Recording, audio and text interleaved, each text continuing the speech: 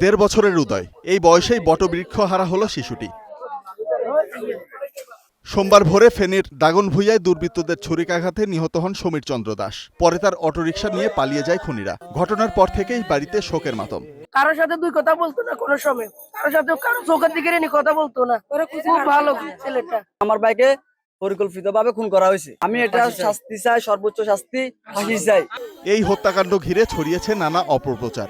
পুলিশের ধারণা অটোরিকশা ছিনতাই করতেই এই হত্যাকাণ্ড। অটোরিকশাটা যেহেতু ছিনতাই করে নিয়ে গেছে, অটোরিকশাটা কে বা কারা নিয়ে গেল এই বিষয়টা মাথায় রেখে আমরা কাজ করছি। তার সাথেও অন্যান্য সকল বিষয় হচ্ছে কি আমরা তদন্তে আমাদের বিষয়ে আমরা খোঁজখবর নিচ্ছি।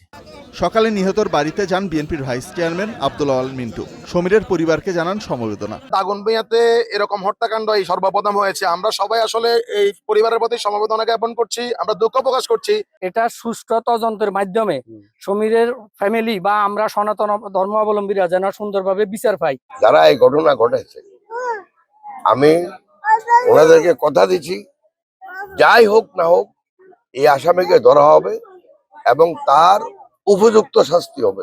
সম্প্রতি ফেনীতে বেড়েছে চুরি, ছিনতাই সহ নানা অপরাধের ঘটনা। জেলায় নিরাপত্তা বাড়ানোর দাবি এলাকাবাসীর।